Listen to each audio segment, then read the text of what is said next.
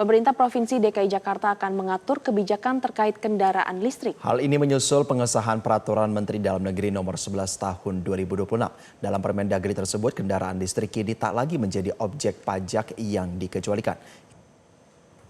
Pemirsa, Permendagri ini mengatur dasar pengenaan pajak kendaraan bermotor atau PKB, bea balik nama kendaraan bermotor atau BBNKB, hingga pajak alat berat.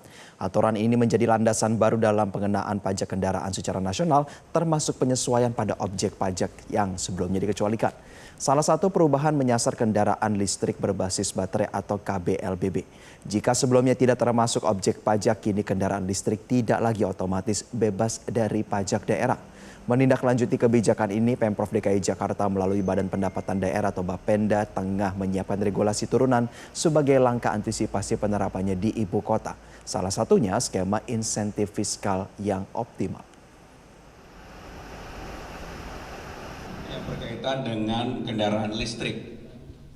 Karena sekarang Permendagri-nya sudah keluar, dalam waktu dekat pemerintah DKI Jakarta akan mengatur kebijakan yang berkaitan dengan kendaraan listrik secara adil.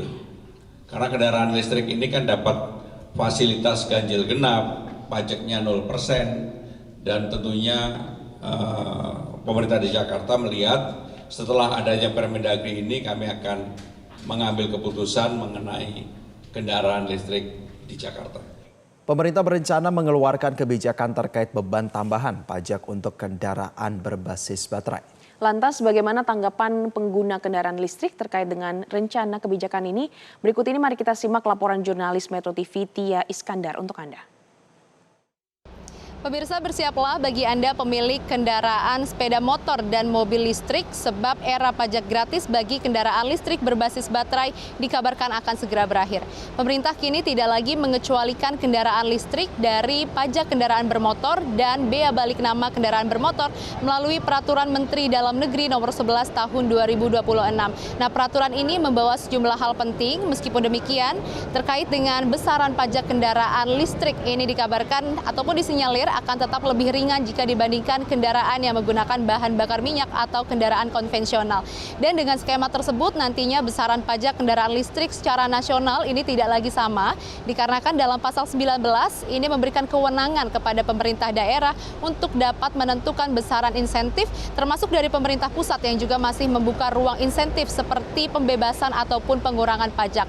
Dan untuk mengetahui bagaimana respon dari masyarakat, berikut kita simak cuplikannya. Kayaknya sih baik ya itu ya, cuman mungkin kalau bisa ditunda dulu deh, 10-20 tahun kemudian. Kenapa tuh Bu kira-kira Bu? Ya sekarang lagi susah nih ya, terus bensin juga harganya melonjak.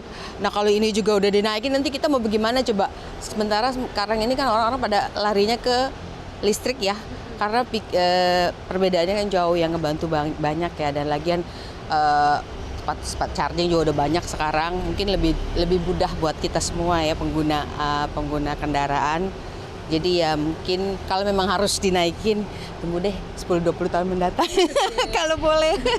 Harapan lainnya ada Bu? Ya semoga cepat aja semua berubah ke listrik deh.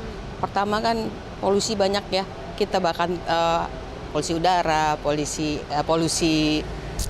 suara, terus iritnya juga, jadi ngebantu banyak lah ya. Ganjil genap terutama di Jakarta juga bisa ya, cuman masalahnya kebanyakan mobil listrik di kota jadi macet. Ganjil genap mobil masuk semua. Kalau mau disesuaikan ya dari yang harga sekarang ini ya sangat bagus. Soalnya kenapa ya, yang sangat nggak masuk akal pajaknya ya.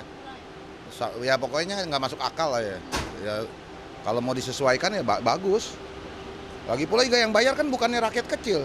Orang-orang ini kan, orang-orang yang merasa punya uang beli mobil ini bayar pajak segitu ya sangat nggak berarti gitu. Sekarang ini pajak motor aja sama pajak mobil listrik, mahalan pajak motor. Ya harapannya ya gimana ya, ya yang penting jangan sampai terlalu tinggi aja bayar ini pajaknya. Disesuaikan ya. Demikian pemirsa respon dari masyarakat, dan saat ini sejumlah pemerintah daerah ini juga tengah mempersiapkan peraturan terkait Permendagri tersebut, dan termasuk juga untuk wilayah DKI Jakarta, di mana Gubernur DKI Jakarta Pramono Anung ini mengatakan dalam waktu dekat akan mengeluarkan peraturan turunan dari Peraturan Menteri Dalam Negeri yang baru ditekan pada 1 April 2026 yang lalu. Dari Tangerang, Banten, Tia Iskandar, Nur Ihsan, Metro TV. Jelajahi cara baru mendapatkan informasi. Download Metro TV Extend sekarang.